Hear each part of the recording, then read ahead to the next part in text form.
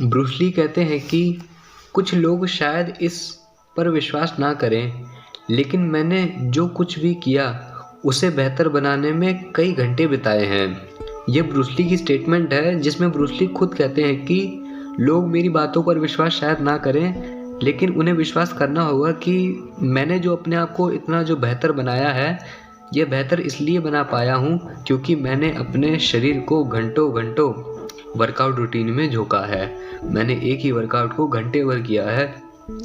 तब जाकर ऐसा विकसित शरीर प्राप्त कर पाया है। 1968 का जो समय था, उस समय के दौरान ब्रूस ली ने अपने हर दिन का जो वर्कआउट का जो रूटीन था, उसका जो डेली रूटीन था, उसको उन्होंने अपनी डायरी में शामिल किया था। 1968 में प्रवेश करते समय एक फिटनेस संकल्प लिया था। ब्रूस ली ने अपने मित्र जॉर्ज ली को पत्र में लिखा था, आपके दीवार पंचिंग बैग ने निश्चित रूप से मेरे दैनिक प्रशिक्षण में मदद की है। मैंने क्रिसमस की पूर्व संध्या पर प्रशिक्षण शुरू किया है। मेरा 1968 का संकल्प। अब मैं औसतन प्रतिदिन 2.5 घंटे प्रशिक्षण लेता हूँ, जिसमें हाथ के व्यायाम, पैर के व्यायाम, दौड़ना, आइसोमेट्रिक, पेट के व्यायाम और स्पैरिंग व्यायाम, फ्री हैंड व्यायाम शामिल हैं। इसके प्रशिक्षण उपकरण मेरे सभी कार्यक्रम में मदद करते हैं। धन्यवाद। तो यह 1968 का समय था जिसमें ब्रूस ली ओवरऑल अपने पूरे बॉडी पार्ट्स के लिए रोज व्यायाम करते थे और वह लगभग 2.5 घंटे तक व्यायाम को किया करते थे। रिकॉर्ड आता है कि ब्रूस ली ने जो 1968 में जो उन्होंने एक्सरसाइज करी थी, उसमें 2 मार्च को उन्होंने 2000 पंचिंग बैग किए थे, जिसमें उन्होंने पंचिंग बैग पर 2000 पंच मारे थे। 1 जनवरी 1968 से शुरू होकर 2 मार्च 1968 तक चलने वाले ली के 2 महीने के डेली रूटीन को ली ने अपनी डी टाइमर डायरी जो है उसमें दर्ज भी किया था। जैसा कि हमने देखा है, ली ने हजारों नहीं लाखों घंटे शोध करने और नए व्यायाम दिनचर्या सिद्धांत, प्रणाली और तरीकों को आजमाने में बिताए। ब्रूस ली ने ट्रेनिंग की आधारशिला किसी एक दृष्टिकोण का गुलाम बनाने से इनकार करता था। ब्रूस ली के ट्रेनिंग की आधारशिला किसी एक दृष्टिकोण का गुलाम बनने से इनकार करना था, क्योंकि ब्रूस ली ऐसा चाहते थे कि एक वर्कआउट रूटीन को पकड़कर जिंदगी भर मत चलो, बल्कि जो अलग अलग जो रूटीन है उनको करो, उनका प्रभाव आपके शरीर पर क्या होता है इसको आप अनुभव करो। इसलिए ब्रूस ली ने जीवन भर एक ही वर्कआउट रूटीन को करके नहीं रखा, बल्कि वे जीवन भर जो जो वर्कआउट रूटीन उनको आते रहे, जो मशीनें आती रहीं, जो नए नए सिस्टम आविष्कार होते रहे, उन सबको ब्रूस ली ने करा। ब्रूस ली का मानना था कि जिस क्षण कोई व्यक्ति किसी भी काम को करने के लिए एक तरीके पर आ जाता है, तो वास्तविक सीखने,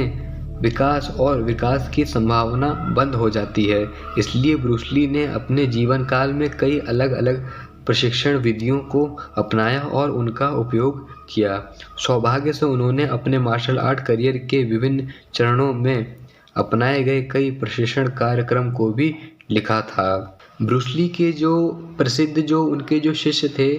जिनको वह पर्सनली ट्रेनिंग दिया करते थे, उनके यहाँ पर नाम बताए गए हैं। पहला करीम अब्दुल जब्बार, दूसरा जो लेविस, तीसरा डैनियल ली, चौथा पैट जकोबास, 5वां बॉब ब्रेमर, 7वां जेरी पीटर, 7वां स्टीव गोल्डन। यह जो ब्रूस ली के जो शिष्य थे,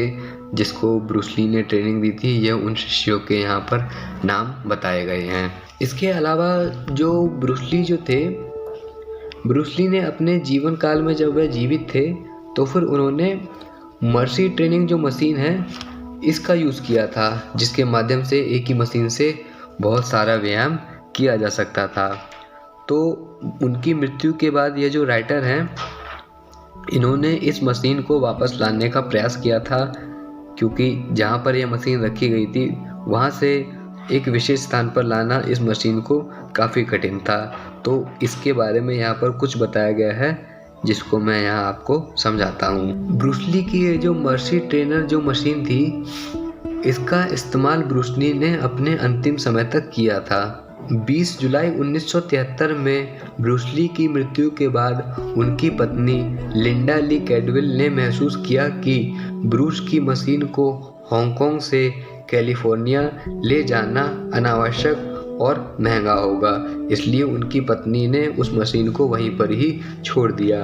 मशीन को ब्रूस के पूर्व माध्यमिक स्कूल ला सैले कॉलेज कॉलोन को दान कर दिया था। 1995 तक मर्सी सर्किट ट्रेनिंग कॉलेज में ही रहा था। जो राइटर हैं इनका मुख्य उद्देश्य था कि ब्रूस ली के ऊपर एक पुस्तक लिखी जाए जिसमें उनकी ट्रेनिंग के बारे में बताया जाए। तो इस उद्देश्य में यह राइटर जो थे वह पूरी तरह से सफल रहे, लेकिन अंत समय में वह यह चाहते थे कि ब्रूस ली जिस मशीन का यूज़ करते थे, मर्सी ट्रेनिंग मशीन का जो उन्होंने अंतिम समय तक यूज़ करा है, उस मशीन की कुछ फ़ोटो यदि मिल जाए तो फिर वह उस फ़ोटो को अपनी इस पुस्तक में छाप सकते थे और लोगों को दिखा सकते थे कि ब्रूस ली ने इस मशीन से ट्रेनिंग करी। तो फिर फ़ोटो प्राप्त करने के संदर्भ के लिए जो राइटर थे उन्होंने कुछ प्रयास भी करे। कॉलेज में मशीन के कुछ पार्ट्स जो थे वह अलग करके रख दिए गए थे, और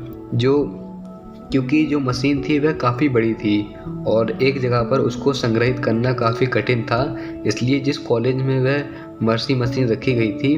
उस मशीन के जो पार्ट्स थे उसको अलग अलग करके रख दिया गया था। जब राइटर ने उस कॉलेज के संस्थापक से बात करी थी तो फिर कॉलेज वालों ने कह दिया था कि आप इस मशीन को ले जा सकते हैं। जब यह बात राइटर यानी कि जॉन को पता चली तो फिर यह इस बात को लेकर के बहुत खुश हुए कि ब्रूस की मृत्यु के 22 साल के बाद यह जो मशीन है यह वापस यहाँ आएगी और हम अपनी आंखों से इस मशीन को देख पाएंगे जिस मशीन पर ब्रूस ली ने कभी ट्रेनिंग कर दी थी। और जब राइटर ने यह बात उनकी पत्नी को बताई कि ये जो कॉलेज है जहाँ पर ब्रूस ली की जो मशीन रखी हुई है वह उस मशीन को हम ला सकते हैं, तो फिर यह जानकर उनकी जो पत्नी थी वह बहुत खुश हुई और पत्नी ने उस राइटर से जॉन से पूछा कि क्या तुम इस मशीन को वापस मंगा करके इस मशीन को बेचोगे क्या? तो फिर जॉन ने कहा नहीं, मैं इस मशीन को ठीक करूंगा और जब यह मशीन ठीक हो जाएगी तो फिर मैं इस मशीन से एक्सरसाइज भी करूंगा और जो मेरे जो आने वाली जो संतान होगी वह भी इस मशीन का यूज़ करेगी। लेकिन एक सबसे बड़ी चिंता यह थी कि मशीन को लाने के लिए जो एक्सपोर्ट या फिर इंपोर्ट का जो खर्चा होगा इसका निर्वाह कहाँ से किया जाएगा, क्योंकि उस समय राइटर के पास इतना पैसा नहीं था कि वह उस मशीन को यहाँ पर मंगवा सके, क्योंकि समुद्र के माध्यम से वह मशीन आनी थी इसलिए उसमें खर्चा काफ़ी होने वाला था और ऊपर से 22 साल के बाद ये मशीन आने वाली थी तो फिर 22 साल में इस मशीन की कंडीशन काफ़ी ख़राब हो चुकी थी, इसलिए उसको ठीक करने के लिए भी काफ़ी पैसे की ज़रूरत थी। आखिरकार राइटर ने किसी तरह से पैसे को जुटाया और कई सप्ताह के बाद 15 अगस्त 1995 की शाम को समुद्र जो था समुद्री जहाज सैन फ्रांसिस्को के बंदरगाह पर आया और वहाँ पर टेड और हब जैक्सन जो थे वह उस समय बंदरगाह पर इंतज़ार ही कर रहे थे कि यह जो मशीन है यह कब आने वाली है। तो मशीन आई। टेड और हब जैक्सन जो थे वह 72 साल के हो चुके थे, लेकिन जब मशीन जो उतर रही थी तो फिर उसको देखकर वह इतने उत्साहित हो गए कि वह अपनी उम्र को भी भूल गए और वह उस मशीन को उतारने के लिए अपना प्रयास करने लगे। अपने दोनों हाथों से जो बड़े से जो कंटेनर में जो मशीन आई हुई थी उसको निकालने के लिए वह प्रयत्न करने लगे। जब मशीन को खोला गया तो फिर देखा कि मशीन की कंडीशन ठीक नहीं थी, उसका जगह जगह से जंग लग गया था और पेंट भी जो था वह उखड़ गया था, तो इसको ठीक करने के लिए काफ़ी खर्चा आने वाला था। ये जो मशीन थी ये काफ़ी पुरानी थी और इस मशीन पर फैक्ट्री का जो स्टिकर था वह भी लगा हुआ था जिस पर लिखा हुआ था मर्सी सर्किट ट्रेनर CT9M। इस पे सीरियल नंबर 2175 भी लिखा हुआ था। जो राइटर थे उन्होंने टेंड वोंग जो नाम के जो उनके जो शिष्य थे ब्रूस ली के, उनसे कहा कि सबसे पहले इस मशीन के ठीक होने के बाद ट्रेनिंग आप लोगे, और उसके बाद उन्होंने कहा कि ये जो मशीन है यह पूरी तरह से ठीक होने के बाद मैं इसका यूज़ करूँगा, मेरे बच्चे इसका यूज़ करेंगे, ताकि भविष्य में जब उन बच्चों से पूछा जाएगा कि आपने इतना अच्छा सटीक शरीर, इतना शक्तिशाली शरीर कैसे प्राप्त कर लिया, तो फिर उन बच्चों के पास उत्तर होगा कि हमने जो ब्रूस ली की जो मर्सी सेट की ट्रेनिंग जो है इसका हमने यूज़ करा है, इसलिए हमारा जो शरीर है यह इतना सुडौल है।